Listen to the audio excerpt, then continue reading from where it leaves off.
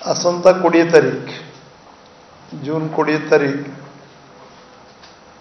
ओडिशा को 11 वर्ष पूर्ति एवं 1 वर्ष ओडिशा सरकार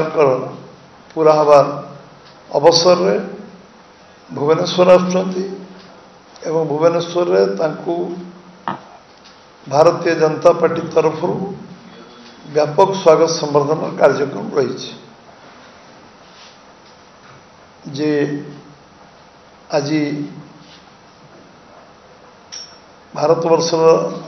2047 मसीह भारतवर्ष को जगार पहुँचो जिसे जो विजन रे काम कर जो लक्ष्य रे काम कर एवं युवक मानकर जो माने आज 172 भाग युव समाज अच्छी एवं महिला एवं कृषक एवं गरीब मानकर उत्थान करने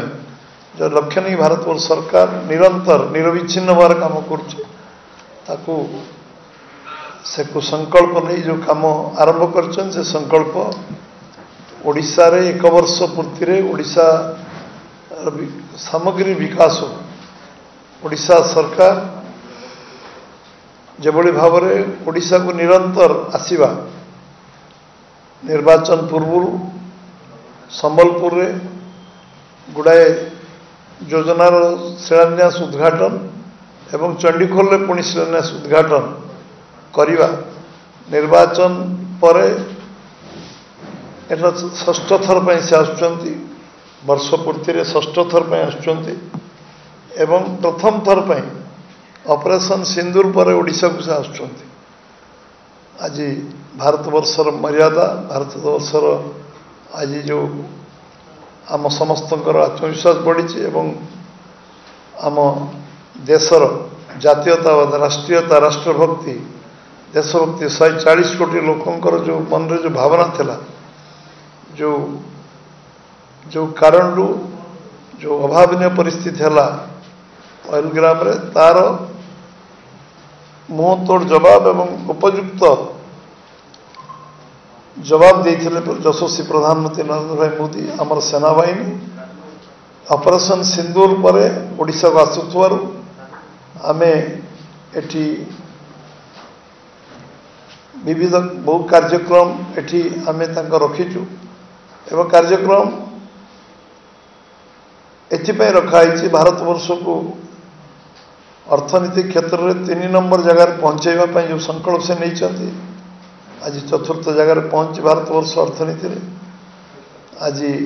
भारतवर्षर सामग्री विकास क्षेत्र में से रेलवे कनेक्टिविटी हो भारतमाला योजना हो रोड कनेक्टिविटी हो सबु क्षेत्र में जो बड़ी भाव में द्रुत अग्रगति हो विश्व रे आज भारत गोटे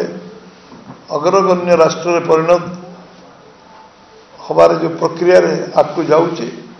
से सम्मानित हवा उचित संबर्धना ताको दिया जीवो स्वागत करा जीवो कार्यक्रम रे एठी ओडिशार गर्व जे आमे लखपति दीदी रे 1 नंबर हेचु एठी से लखपति दीदी रो 5 जन के संबर्धित करिवे एवं एठी आमर आयुष्मान योजना 70 वर्ष जो मान को पूरा है समान को एठी पूर्णांग करवा जो टार्गेट है आमे समस्त को आयुष्मान कार्ड 70 वर्ष ऊर्ध्व वयस्क लोक मान को दवापाई जो केंद्र नीतिगत निष्पत्ति समान को सिंबलिक 5 जन को से कार्ड बंटन करेंगे एवं एठी जो शिलान्यास उद्घाटन कार्यक्रम ओडिशा रे जो काम अच्छी ताको करेंगे।